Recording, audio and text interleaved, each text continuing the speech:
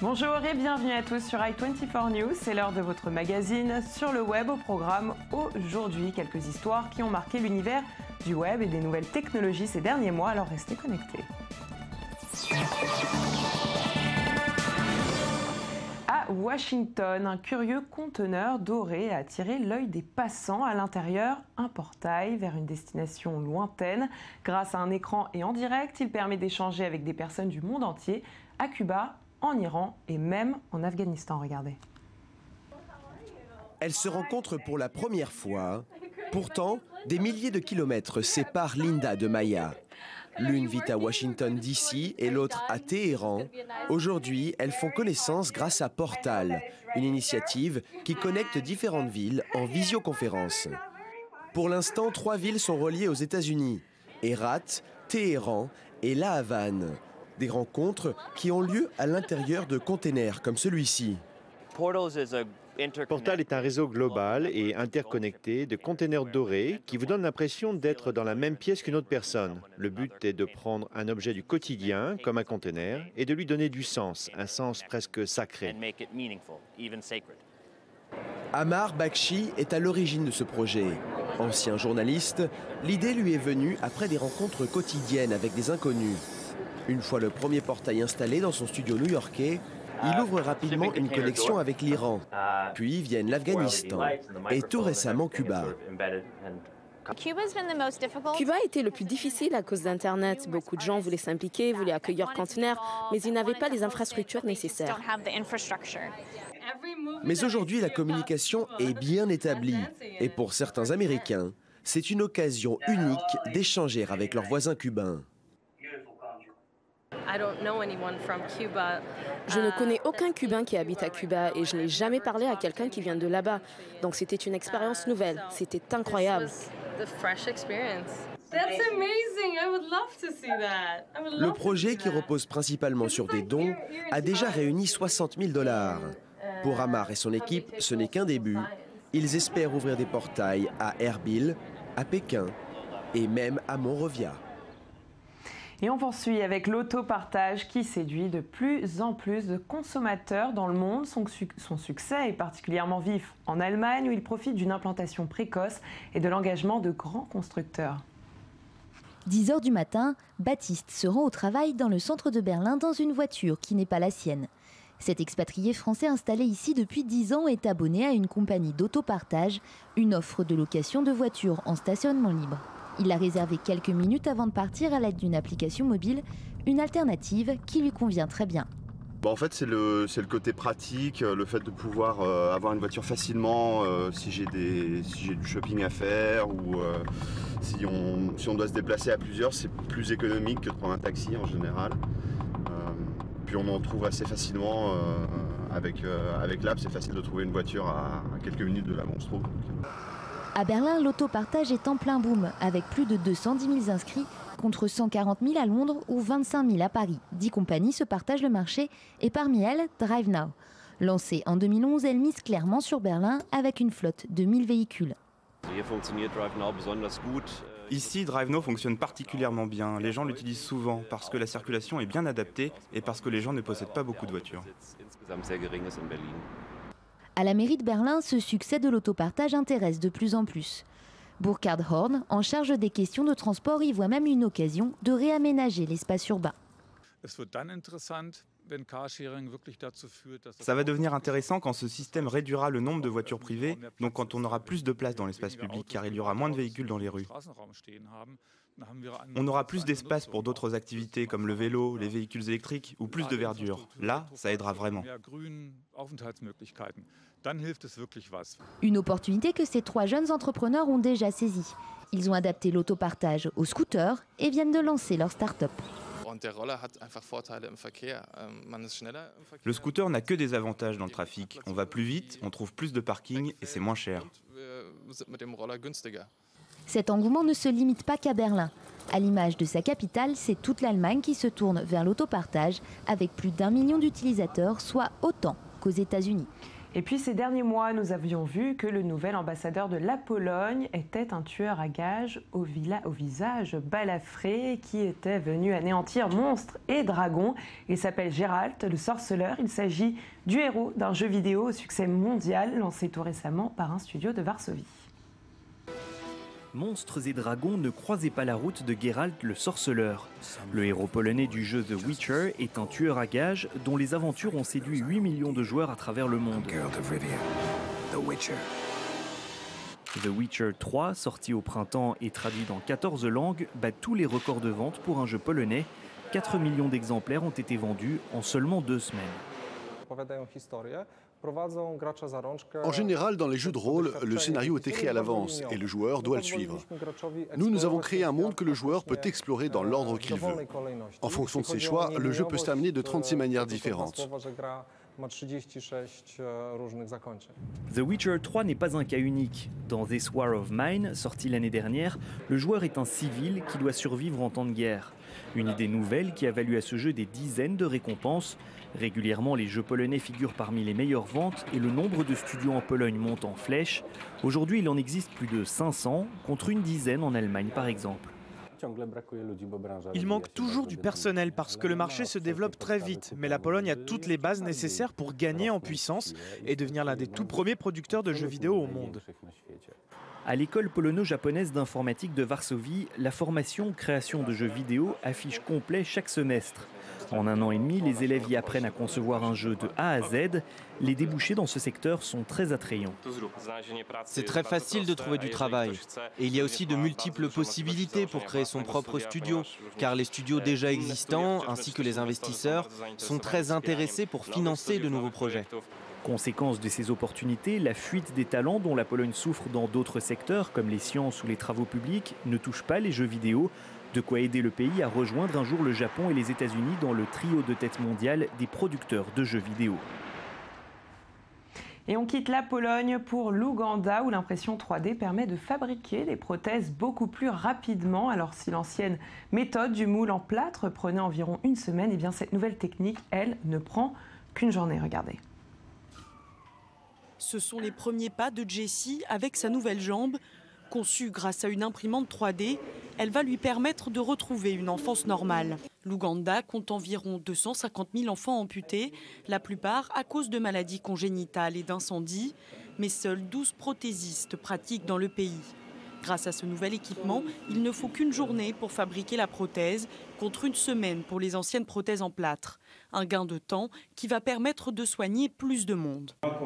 Avec l'ancienne technique, on pouvait faire 2 patients en 1 semaine. Mais avec la technologie 3D, le nombre de patients a augmenté. On peut en faire 10 ou 15 par semaine, ça dépend de la taille. Il suffit de scanner le membre pendant 40 secondes et de le modéliser sur un logiciel. Puis l'imprimante fabrique la prothèse en maximum 16 heures. Parfaitement adaptée au membre, elle est aussi beaucoup plus confortable pour le patient. Quand vous scannez, vous avez les vraies dimensions du membre. Avec l'ancienne méthode, le plâtre a tendance à gonfler. Tous les plâtres qu'on moule gonflent parce qu'on met de l'eau. Mais avec la 3D, vous avez la vraie forme du moignon. Plus rapide, plus précise, cette méthode est aussi relativement peu chère. Une prothèse coûte environ 3 € à fabriquer. Pour autant, cela ne suffira pas à appareiller tout le monde, faute de financement du gouvernement. Et puis on change de sujet avec le petit robot européen Philae qui s'est réveillé après 7 mois d'hibernation sur la comète Chury.